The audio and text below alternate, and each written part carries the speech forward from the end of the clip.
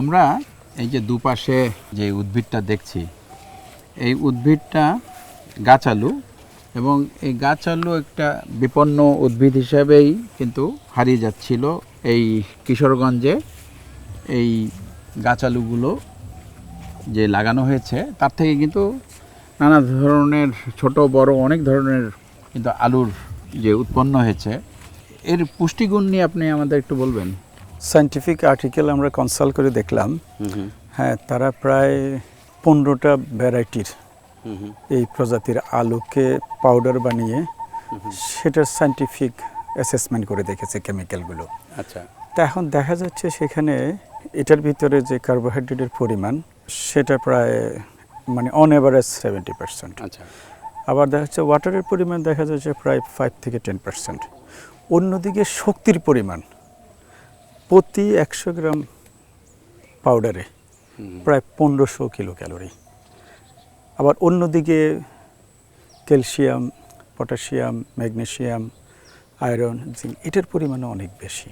Protein, fibre সেটাও কিন্তু সন্তোষজনক উপস্থিতি এখানে আছে। আবার খাদ্যের যেটা গুণাগুণ না, বিশেষ করে টেনিন, সেগুলোর পরিমাণ খুব কম। তো এর থেকে আমরা যেটা বুঝতে পারি যে আমাদের যে নর্মাল যে আলু, তার তুলনায় যেটা আমরা এটার যে ডায়মন্ড আলু বলি, হ্যাঁ, খাদ্য গুণাগুণ ওটার তুলনায় এটা কিন্তু কোনো অংশে কম না। এটা হচ্ছে একদিক দিয়ে হচ্ছে অপ্রচলিত শস্য, যেটা সাধারণত মানুষ ব্যবহার করে না, অনেকে জানে না, অনেকে চিনে না। যারা শুধু জানতো, যাদের অভিজ্ঞতা ছিল কারো বাড়িতে থাকলে, তখন তারা পূর্ব থেকে অভিজ্ঞতা থাকার কারণে তারা হয়তো এটা ইউজ করতো, কিন্তু দেশের অনেক মানুষ এটা সম্পর্কে তাদের কোনো নলেজ নাই। মূলত কি এই আলুটা সাধারণভাবে বিভিন্ন জায়গায় পাওয়া যেত? এক সময় ছিল, যখন বাংলাদেশের বনবনানী ছিল, আমাদের ফরেস্টগুলো ইনটেক ছিল, তখন মোটামুটি সব জায়গায় এটার বিচরণ ছিল, অর্থাৎ ডিস্ট্রিবিউশন ছিল।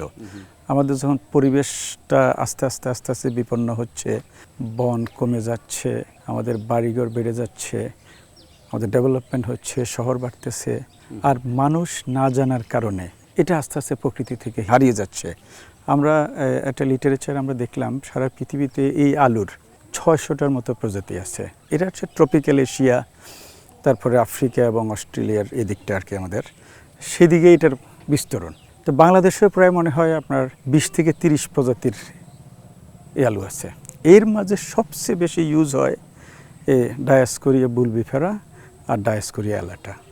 হ্যাঁ, ডায়াস্কোরিয়া অ্যালাটার ক্ষেত্রে দেখা যাচ্ছে আপনার এই যে মাটিতে যে রাইজোমটা হয় সেটা বেশ বড় হয়, আর গাছে যেই বুলবিলটা হয় সেটা কিন্তু রাফ, সারফেসটা রাফ থাকে, কালারও কিন্তু অন্যরকম থাকে।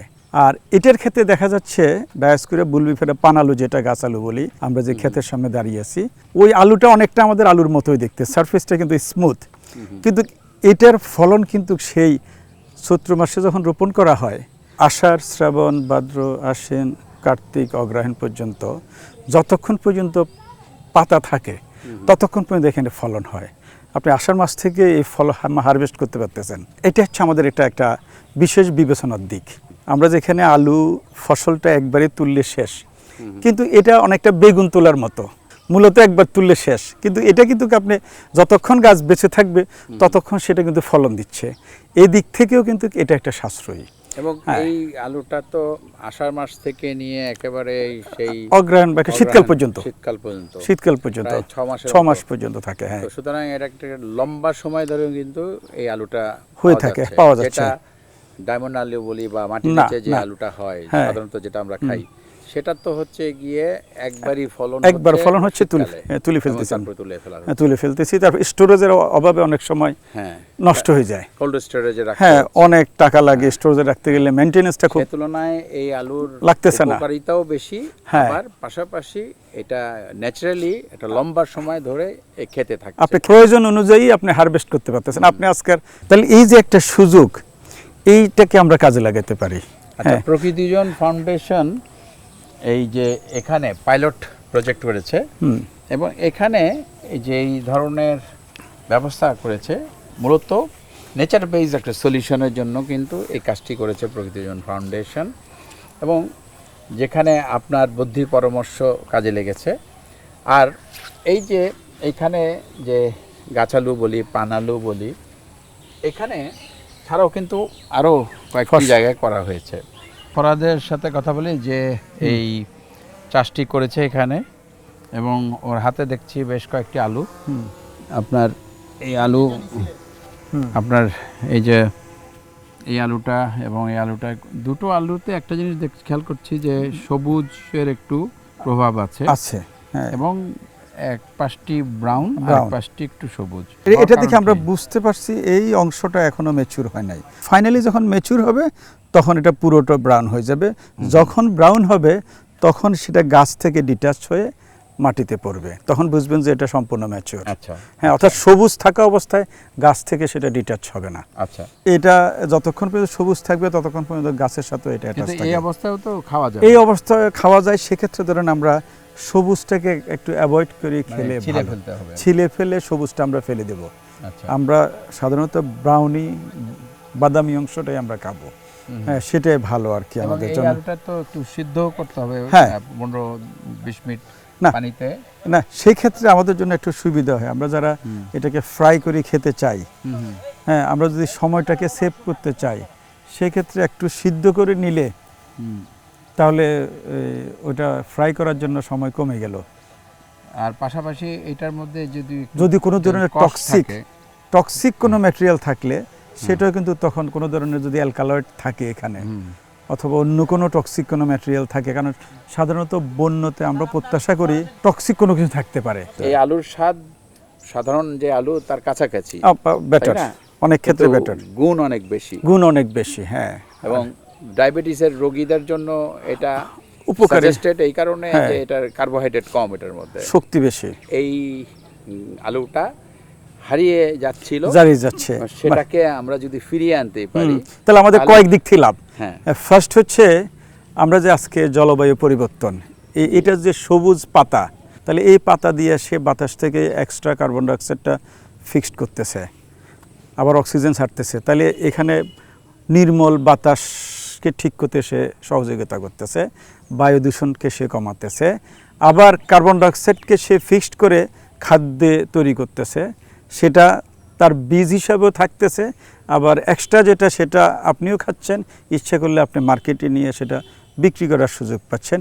অপরদিকে একটা অপ্রচলিত এবং কম মানুষে জানা একটা ফসল বন্য, সেটা আপনি পপুলারাইজ করার একটা সুযোগ হচ্ছে, এবং এটাকে অনেকটা ফেমিন ফুডও বলতে পারেন, অর্থাৎ দুর্ভিক্ষের খাদ্য বলা যেতে পারে।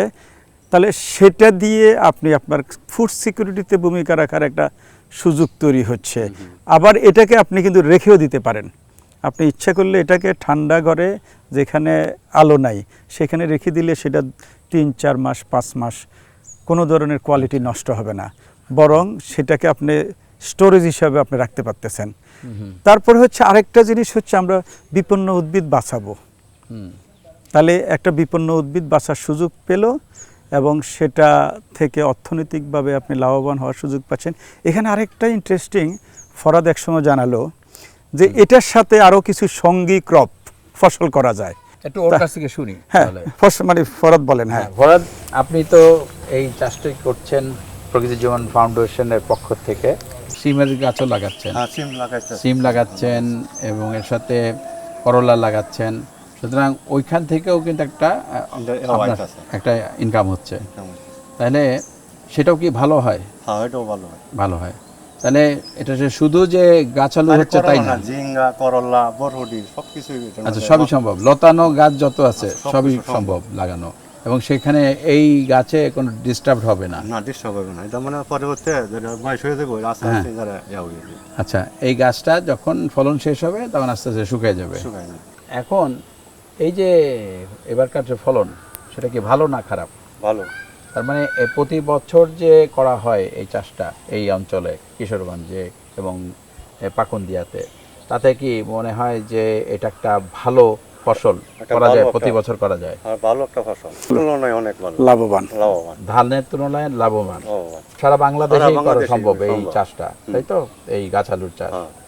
আচ্ছা, তাহলে একটা জিনিস হলো যে পরিষ্কার যে এই গাছ আলুটা সারা বাংলাদেশেই করা সম্ভব, পাশাপাশি এর অর্থকারী যেই আপনার বেনিফিটস সেটাও ভালো, ভালো, আবার পাশাপাশি এর ফুড ভ্যালু ভ্যালুস সেটাও কিন্তু সন্তোষজনক, খুবই ভালো, সন্তোষজনক, হ্যাঁ, হ্যাঁ সন্তোষজনক এবং ভালো। ভালো, হ্যাঁ। সেক্ষেত্রে এই ধরনের আলু চাষটা আমাদের মনে হয় সারা বাংলাদেশে যদি আমরা ছড়িয়ে দিতে পারি, দুটো কাজ হচ্ছে, একটা জলবায়ুর যে পরিবর্তন সেটাও মোকাবেলা করছি, নেচার বেসড সলিউশন, পাশাপাশি বিপন্ন উদ্ভিদ রক্ষা, বিপন্ন উদ্ভিদ রক্ষা হচ্ছে, একটা কৌশল তৈরি হলো, এবং ফুডের একটা অল্টারনেট ব্যবস্থা হলো। হলো। মানে যে খাদ্য নিরাপত্তার কথা আমরা বলছি, জি। জলবায়ু পরিবর্তন হলে কোনো কারণে ধান আক্রান্ত হলো, আলু আক্রান্ত হলো, গম আক্রান্ত হলো, সেক্ষেত্রে আমার এটা দিয়ে আমি সেই ডিমান্ডটা মিট করার একটা সুযোগ পাচ্ছি। আমরা যদি এটাকে সারা বাংলাদেশে যেখানে উঁচু ভূমি আছে, বন্যা আক্রান্ত হয় না, সেখানে আমরা এটাকে ছড়িয়ে দিতে পারি পর্যায়ক্রমে। তাহলে আপনি যে কথাটা বললেন, আমাদের ওই লাভগুলো, যে জলবায়ু পরিবর্তন মোকাবেলা, তারপরে হচ্ছে আমাদের বিপন্ন উদ্ভিদ রক্ষা পাওয়ার সুযোগ, একটা অপ্রচলিত ফসল, সেটাকে পপুলারাইজ করার, ডোমেস্টিকেটেড করার একটা সুযোগ তৈরি হতো। অনেক কিছুই কিন্তু আমরা ডিসকাস করলাম, এবং একটা জিনিস পরিষ্কার যে এই গাছ আলুর ফলন আমাদের সারা বাংলাদেশে ছড়িয়ে দিতে হবে, এবং আমরা যেন এই গাছ আলু মানুষকে বোঝাতে পারি, সচেতন করতে পারি যে এটার যে প্রয়োজনীয়তা বা ফুড ভ্যালু, এবং এইটা দিয়ে কী ধরনের উপকার হচ্ছে সেই ব্যাপারটি।